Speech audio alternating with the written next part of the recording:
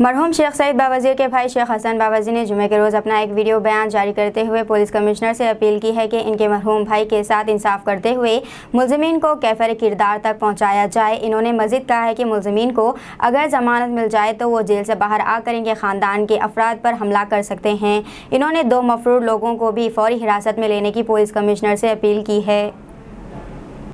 अस्सलाम वालेकुम वरहमतुल्लाहि वबरकातुहू। मैं शेख सईद बावज़ीर मरहूम जो मेरा भाई शहीद हो गया उनका छोटा भाई शेख हसन बावज़ीर हूँ।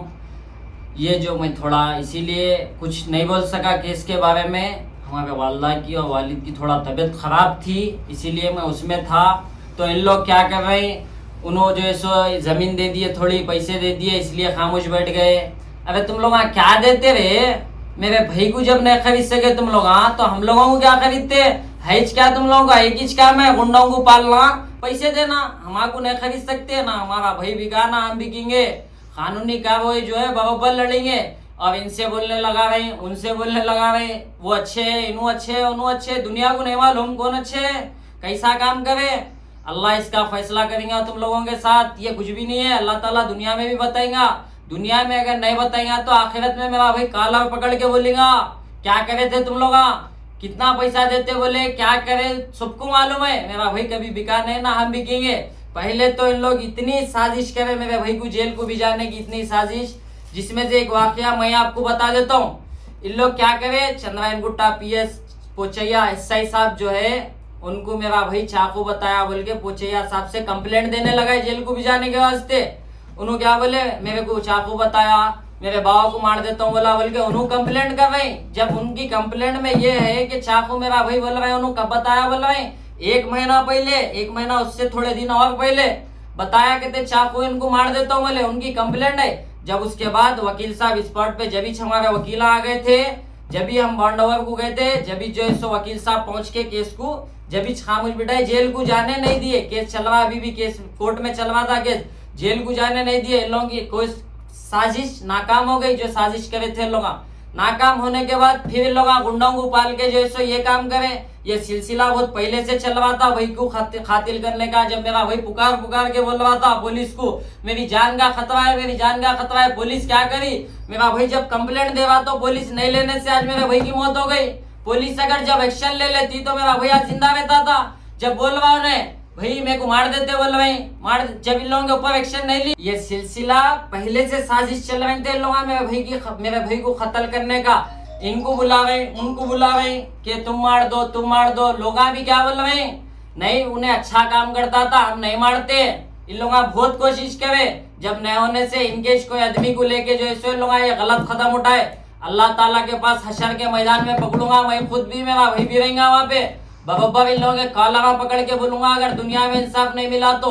अब हमारे कोर्ट के ऊपर भरोसा है। चंद्रायन गुट्टा PS जो इंक्वायरी करा वो छोड़ दो इंक्वायरी को, अभी इंक्वायरी बाकी है इन लोगों के ऊपर। जो 2 कातिला भागे हुए है, कहीं को नहीं पकड़ ले। तेलंगाना पुलिस जब इतनी अच्छी है, जब खबर में से इंसान को उठा के ला लेती तो जिंदा है तो नहीं लाती। पुलिस क्या कभी 2 जने भागे हुए तो छोड़ देते, पकड़ के लाना पुलिस का काम नहीं है। CV आनंद साहब पे हमारे भरोसा है। CV आनंद साहब बहुत अच्छे है, मेरे को मालूम है CV आनंद साहब कितने अच्छे। CV आनंद साहब से मैं मुतालबा कर रहा हूँ कि जो 2 कातिल अभी भी फरार है उनको पकड़ के लाना चाहिए। और इन लोग जो भागे हुए उन लोगों को पकड़ के लाना, इन लोगों के ऊपर एक्शन लेना और फिर से इंक्वायरी करना है। इनकी इंक्वायरी सही नहीं हुई साहब, मैं बोल रहा हूँ आपको, इंक्वायरी सही नहीं हुई। और जेलपल्ली की आवाम के वास्ते भाई जो खिदमत करा, अपनी जान को वक्फ कर दिया, ना हमारे वास्ते कुछ करा ना हमारे घर वालों के वास्ते, कौम और मिल्लत के वास्ते मेरा भाई जान दे दिया। दुनिया जानती मेरा भाई कई को शहीद हुआ, कई को मारे, दुनिया जानती। और इनको जान का धोखा है, पुलिस एक्शन नहीं ली, बराबर हम गलत कदम नहीं उठाएंगे, कानूनी कार्रवाई बराबर लड़ेंगे। जहाँ तक हुआ कानून से हम लड़ते हुए इंसाफ मिलेंगे। CV आनंद साहब से रिक्वेस्ट कर रहा हूँ मैं, हमारे इंसाफ में उनकी पूरी जरूरत है। हमारे CV आनंद साहब से मैं अपील कर रहा हूँ, ये खातिला फिर 1 महीने 2 महीने में जब छुटके आ जाएंगे फिर कौन जिम्मेदार रहेंगे अगर इन लोग हमारे को कुछ कर दिए तो। इन लोग पहले जो है सो गुंडों को पालने वाले हैं, जब इन लोग निकल के आएंगे हमारे ऊपर हमला होगा तो कौन जिम्मेदार होंगे। मैं पुलिस से अपील कर रहा हूँ, इनके पहले के रिकॉर्ड चेक करो, इन लोग कैसे। इसके बाद इन लोगों के ऊपर PTR डालना चाहिए। जो पहले केसों में मुलविस है बच्चे, वो बच्चों के ऊपर भी अभी तक पुलिस PTR नहीं डाली। इसके ऊपर पीटीआर डालना जरूरी है। पुलिस को इंक्वायरी करना चाहिए। सीवी आनंद साहब बहुत अच्छे हैं, उन्होंने इंक्वायरी करेंगे और पीटीआर डालेंगे। हमारे कानून पे भरोसा है, पीटीआर बराबर डालेंगे इन लोगों के ऊपर। ऐसी छुट के आके जो इस ऐसा फिरने वाला है, ये केस को बिठाने वाला है, ऐसा कुछ नहीं होगा। सीवी आनंद साहब एक्शन लेंगे और जितने लोग हैं, जितने लोग सपोर्ट करे, जितने लोग दुआ करे भाई के लिए, जितने लोग गांव से अजला से मोहता में आए थे, ये जनाजे में जो पब्लिक थी ना, अल्लाह ताला दुनिया में बता दिया मेरा भाई कैसा था। दुश्मनों की साजिश थी, मेरे बाद भी जो साजिशा करे दुश्मना, अल्लाह ताला बराबर बताया दुनिया में। जनाजे में देख लिए लोग इंसान अच्छा था या बुरा था।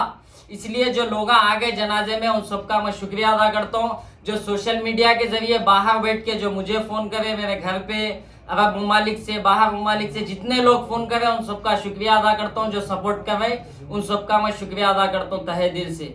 शुक्रिया, खुदा हाफिज।